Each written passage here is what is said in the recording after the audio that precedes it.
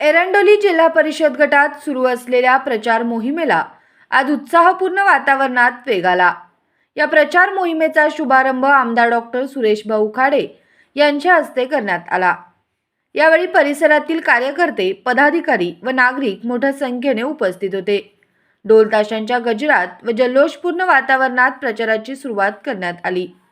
आमदार डॉक्टर खाडे यांनी उपस्थितांना मार्गदर्शन करताना विकास कामांवर भर देत जनतेने विकासाला साथ द्यावी असे आवाहन केले। ते पुढे म्हणाले की एरंडोली गटात रस्ते, पाणी पुरवठा, शिक्षण व आरोग्य या क्षेत्रात मोठ्या प्रमाणात कामे झाली असून पुढील काळातही या भागाचा सर्वांगीण विकास करण्यासाठी आपण कटिबद्ध आहोत। या प्रसंगी स्थानिक पदाधिकारी, गावचे सरपंच, कार्यकर्ते व नागरिकांनी मोठ्या उत्साहाने सहभाग घेतला। प्रचार रॅली दरम्यान गावातून फेरी काढण्यात आली व नागरिकांशी थेट संवाद साधण्यात आला। एरंडोली जिल्हा परिषद गटातील या प्रचार शुभारंभामुळे निवडणूक वातावरणाला चांगलीच रंगत आली असून कार्यकर्त्यांमध्ये उत्साहाचे वातावरण निर्माण झाले आहे। जिल्हा परिषद पंचायत समितीच्या निवडणुकीच्या माध्यमातून आम्ही एरंडोली गटामध्ये आज एरंडोलीचे कुलस्वामी जानवी देवी ह्या मंदिरातून आम्ही हा प्रचार सुरू केलेला आहे।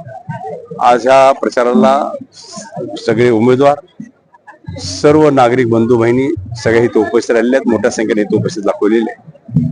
आणि त्यामुळं निश्चितच ह्या गाव, सलगरे गाव असतील, हे गाव असतील, ही मोठी गाव असतील, शिपूर असेल, बाकीचे उपजवाडी असेल, बाकी सगळी गावं, जवळजवळ 8 गावं या गटात आहेत आणि 8 गावांमध्ये चांगला रिस्पॉन्स पडतो। रिस्पॉन्स यासाठी की माध्यम चांगलं आहे की प्रत्येक गावामध्ये करोड रुपयाची कामं झाले। आज मी तुम्हाला लिस्ट देतो, तुम्ही छापा ही लिस्ट। जवळजवळ ह्या गटामध्ये आतापर्यंत 2009 ते 2025 ह्या अखेर 216 कोटी 95,94,000 रुपये मी दिले, बरोबर ना। हे लिस्ट आहे, प्रत्येक गावाच्या कामाची लिस्ट आहे। आणि एवढे जर पैसे मी दिले असेल तर विकास झाला असेल गावचा। हे आपण आलेले पूल आहेत, हे कुणी मला निवेदन दिलं नव्हतं, पण ही अडचण मी लक्षात घेऊन हे दोन्ही पूल मी बांधून घेतले। त्यासाठी पैसा आणला आपण। गावातले रस्ते झाले, गावाला गाव जोडणारे रस्ते झाले, पाण्याच्या स्कीम, जलजीवन मशीनच्या स्कीमचा मी सांगू इच्छितो की मला असं ऐकायला मिळालं की हे जलजीवनच्या स्कीमचा घोटाळा इथं झालाय मोठा। इलेक्शन झाल्यानंतर ह्या घोटाळ्याला निश्चित पर्दाफाश केला जाईल त्याचा, आणि ज्यांनी हे केलं असेल, ज्यांनी झालं असेल त्यांच्यावर कडक कारवाई केली जाईल, हे मी आज सांगतो।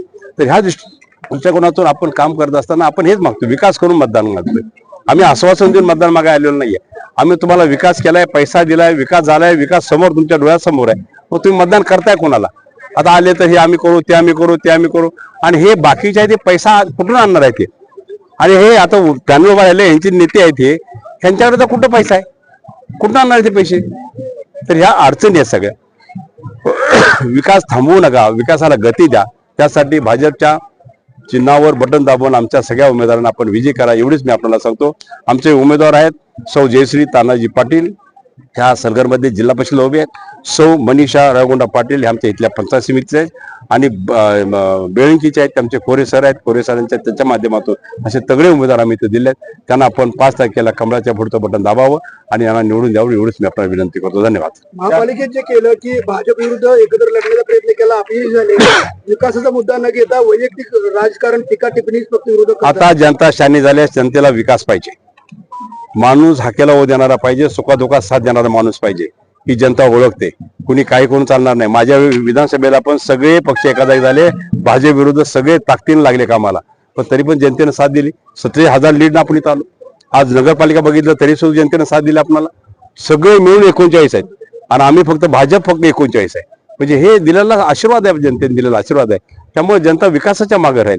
जिथं विकास होतोय तिथं जनतेने मागे राहायचंच आहे, नाहीतर आपल्या पायावर आपण दगड मारून घेऊ अशी अवस्था तयार होईल। त्यामुळे विकास थांबवू नका, विकासाला गती द्या आणि निश्चितच कमळाला निवडून द्या, एवढीच विनंती माझी।